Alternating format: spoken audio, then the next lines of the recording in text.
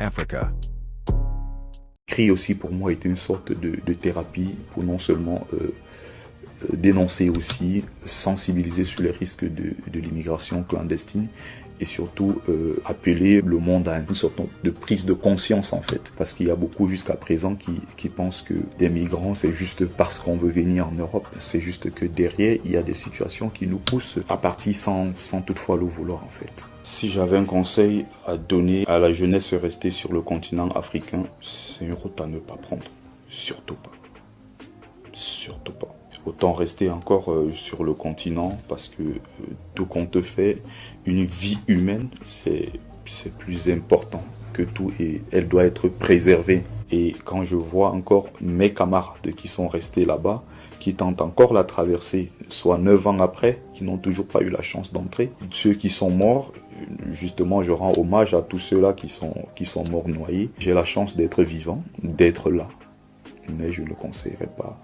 Il faut que le monde se bouge parce qu'au moment où nous sommes en train de parler, malheureusement, il y a des gens qui sont en train de mourir dans la mer. Des corps sans vie qui ressortaient de l'eau, des gens qui étaient gravement blessés, qui étaient en train d'appeler au secours, c'était un peu comme un carnage. Je suis là pour témoigner mon parcours de migrant, quelque chose de horrible, parfois tragique aussi. Je viens du Cameroun. C'était très très compliqué après mes études en faculté. Suite aux difficultés que j'ai connues, comme beaucoup de millions d'Africains d'ailleurs, et contre ma volonté, laisser ma famille, mes amis, mon pays, la chaleur de là-bas, pour aspirer à une vie meilleure. Avoir un jour la chance de pouvoir travailler en Europe et bien gagner sa vie pour subvenir aux besoins de la famille qui est restée derrière. Après avoir fait des petits boulots, j'économise et puis au bout d'un moment, je me dis, il est temps que je me jette dans le vide. Je n'avais pas beaucoup d'informations sur ce qui m'attendait en fait en tant que migrant. C'est comme ça que je pars progressivement du Cameroun, traverser le Nigeria. Après je suis monté progressivement jusqu'au Niger et du Niger j'ai continué en Algérie, de l'Algérie au Maroc, du Maroc jusqu'en Espagne et de l'Espagne je suis venu à Paris qui était ma destination finale. C'est le chemin obligatoire quand on n'a pas de l'argent pour se payer un billet d'avion et faire une demande normale de visa. Et tout ça, vous l'avez fait par quel moyen de transport? Parfois en voiture, à pied sur des longues distances pendant des jours dans le désert, par des bateaux de fortune sur les trains de marchandises.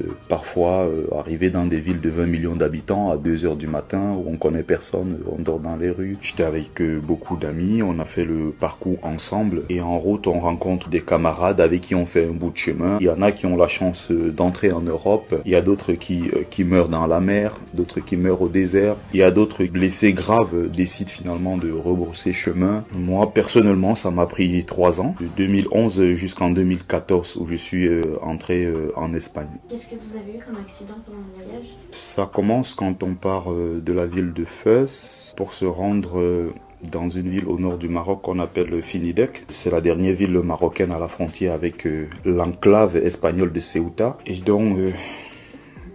quand on est arrivé, on était nombreux au départ, pratiquement plus de 1000. On est arrivé à 5 heures du matin et on a tenté de passer côté espagnol. Ce n'est que de cette façon qu'on peut tenter d'entrer en Europe. On a beaucoup de difficultés. Ça commence par des militaires qui commencent à nous faire des crocs en jambes et ceux qui tombaient, des militaires qui marchaient dessus, qui marchaient sur des migrants. Devant, on a pu traverser la première barrière et il fallait nager par la suite, contourner la barrière qu'il y avait dans la mer. J'étais parmi les malchanceux. J'avais une vessie autour du cou, comme beaucoup de migrants d'ailleurs. À défaut du gilet normal, on utilise les roues, les vessies de moto. On met de l'air à l'intérieur et on met en dessous des aisselles pour ne pas se noyer, puisque la plupart du temps, on ne sait pas du tout nager. Et donc...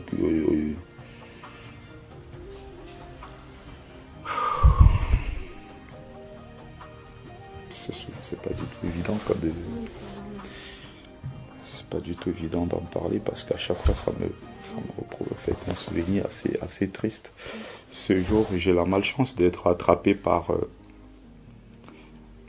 un militaire qui sort derrière moi dans le dos. En fait, je n'entends pratiquement rien et il sort une grosse machette. Je sais pas trop ce qu'il a envie de faire. La machette était en train de venir tout droit sur ma tête. Et d'un faux mouvement comme ça du bras, sans m'en rendre compte même, ça me prend plutôt là. Et il y a un bout qui me fend la tête au niveau de là. J'ai les trois quarts de la main qui sont presque en train de... La main qui est presque en train de tomber. J'avance encore parce que sur le moment, je ne me rends pas encore compte que j'ai une grosse blessure. Je veux nager pour aller côté espagnol. Et puis je me rends compte que mon bras, il est tellement léger. Il y a quelque chose qui se passe en fait. Puis je vois la main qui est pratiquement partie comme ça d'un côté. Il n'y avait plus que l'auriculaire qui tenait. Et là, j'ai poussé un gros cri. Il y a des militaires qui viennent, qui m'arrêtent, qui me repoussent derrière. Et il y avait des autres qui s'étaient noyés juste en face de moi. Bien qu'on était déjà au sol, il y a des militaires qui blessaient à coups de bâton et tout, qui piétinaient, qui marchaient dessus, qui crachaient sur nous. On était au sol. Moi, personnellement, j'étais déjà blessé, je saignais. Je ne faisais que recevoir des coups. Je me souviens à un moment, j'étais un peu perdu et choqué par la violence que je voyais en face de moi, des corps sans vie qui ressortaient de l'eau, à côté des gens qui étaient gravement blessés, qui étaient en train d'appeler au secours. C'était un peu comme un carnage sur la plage. Juste après ça, ils nous transportent dans l'ambulance. Moi, j'avais mon camarade à côté, qui n'arrivait plus à respirer. Et moi, j'avais la main qui était complètement en train de saigner. J'ai pu déchirer le dernier t-shirt qui me restait pour empêcher le sang de couler. J'étais en train de dire au monsieur l'ambulancier, s'il vous plaît, aidez-le, il est en train de mourir, mettez-lui de l'oxygène. Il me dit... Vous les Africains, je ne vous comprends pas. Pourquoi vous allez en Europe? Qu'est-ce que vous allez chercher en Europe? Restez dans vos putains de pays d'Afrique, pardon. Et là, je lui dis non, il est en train de mourir, c'est plus urgent, occupez-vous de lui. Il ne s'intéressait pas en fait à sa situation. Et c'est peut-être très tard qu'il a pris comme ça, il a balancé l'oxygène sur lui. Ils nous ont conduits à l'hôpital. Je suis tombé sur un infirmier, quelqu'un comme ça, qui a pris soin de moi. Et mon camarade qui avait du mal à respirer était déjà mort, même pendant le parcours. On était en train de partir à Finidec.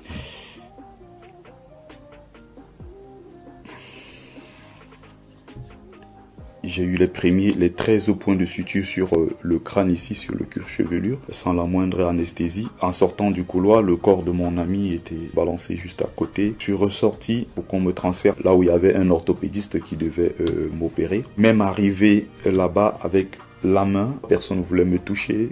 Avec mes camarades, on arrive à l'hôpital, personne ne voulait s'approcher de nous. D'où viennent ces noirs, d'où viennent ces nègres et tout, des choses comme ça, assez violentes, alors que j'étais déjà en souffrance. Après près de 2 heures de temps encore dans le couloir où j'étais en train de crier, j'ai été opéré. On était à 3 dans une chambre et ils ont décidé de nous enchaîner sur les lits la nuit, comme si on était des vulgaires bandits, comme si on avait tué quelqu'un, comme si on était des assassins. Il a fallu qu'on fasse une sorte de grève, qu'on crie tous les jours pour dire non, mais on est juste des migrants et on voulait traverser pour l'Europe. On n'a pas demandé autre chose. Pourquoi nous enchaîner sur des lits alors que nous sommes déjà dans une chambre et gardés 24/24 par 3 policiers? Juste après ça, on a eu des nouvelles via les réseaux sociaux. Jusqu'au lendemain, il y avait au même endroit des corps qui ressortaient de la mer. Après 1 mois sur un lit d'hôpital, il m'avait encore gardé en cellule, de cellule en cellule. Je suis encore passé au tribunal. J'ai tout fait pour être libéré, malgré que je détachais la bande dessus pour montrer mes blessures. Ils m'ont jamais regardé comme un humain. Ils m'ont renvoyé à la frontière de Oujda, à la frontière algérienne. Ils m'avaient jeté dans une espèce de camion.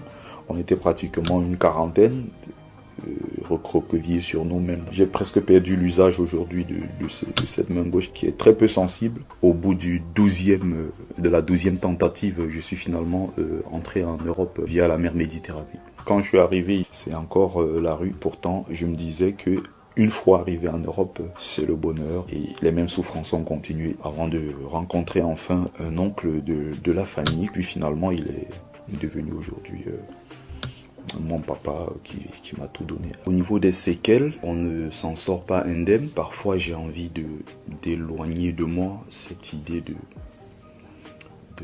cadavres qui me reviennent, des camarades blessés, avoir vu des corps qui ressortent de la mer, ils sont mangés par des poissons et tout. Il y a des fois j'ai envie d'effacer complètement ça, mais c'est pas toujours évident. Il y a beaucoup qui sont arrivés avec des gros handicaps, il y a beaucoup avec qui sont accompagnés par des psychiatres qui ont pratiquement perdu la tête. Il y a beaucoup qui arrivent ici et qui sont encore dans les rues et